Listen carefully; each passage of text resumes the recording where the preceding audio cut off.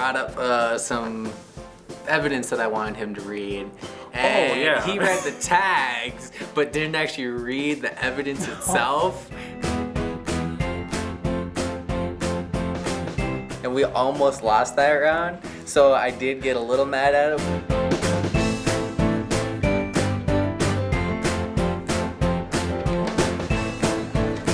Not every black person is just a slave no matter what. We say that's way too reductionist. Riley Phillips. Christopher Oquist. I'm Alita Hoover. I'm Lewis Martin.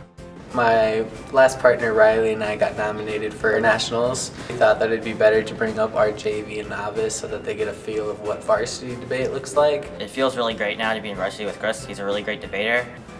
Can you give me an example of like when that caused Congress to backlash, like changing a precedent? Because Congress doesn't necessarily want this, and so the judges and stuff in the Supreme Court has no incentive. Do you await colorblindness promote a post-racial society that excludes the history of people of color?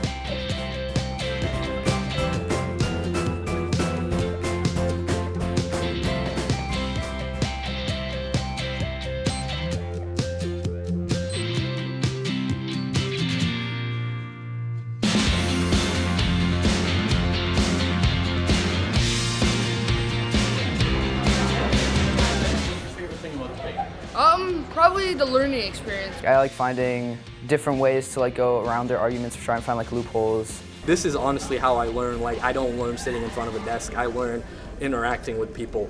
I haven't fit in a lot, and it's really nice to have debate because it's like having this entire family that really cares about you. Being in the debate community actually makes me feel great about myself. Like, how many pages of evidence do you think you've got? Most of our evidence from our speeches, I have on my Batman drive, I have a couple thousand pages. But we're criticized, they still have not contested our links or even talked about them. Every flow is for every argument that's made in the round. But with our flow charts, it's more on just like the different points that are brought up. They're in columns because it's by speech order, so you know, the 2AC or the 1NC. 2AC, because that's what responds to our arguments and try to figure out what they didn't cover and what they didn't answer.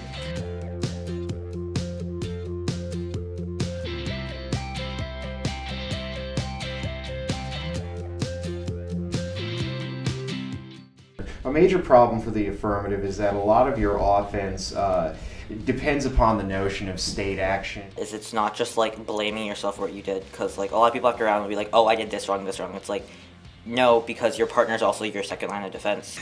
As much as it sucks, there is meaning to it because you're still able to learn from your mistakes. What is your affirmative for this tournament? All right, our affirmative is to break down systems of white supremacy in the debate space through a genealogical means. Well, Real ID is that we should repeal the Real ID Act because it's consolidating federalism. Or AF talks about surveillance as a tool of white supremacy to silence people.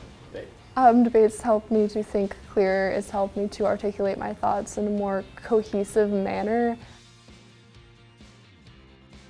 And so here, my ideas don't get shot down, and I can just be myself. About the stuff that's going on in the world, people don't know that a lot of this is happening. You learn like interacting with people, arguing with people, so this is perfect for me. At least that's what I would expect the MP to go on to finals. I will be your one and I'm good. Do it. bring it up the back.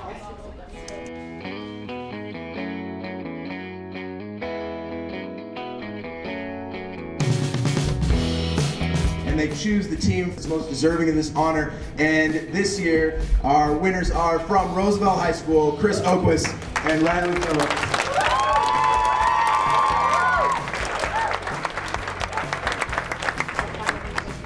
It really sparked an interest, and it allowed me to finally have a voice. And in 3 years, I went from a thick accent, having no idea what I was talking about, to being the top debater in the history of my school.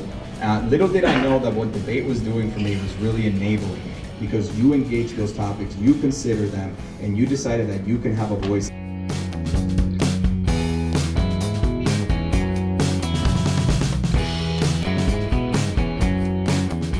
because it's been such a great program for me to be in and such a great activity that I don't want to ever stop doing.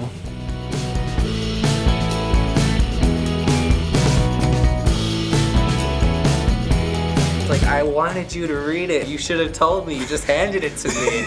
And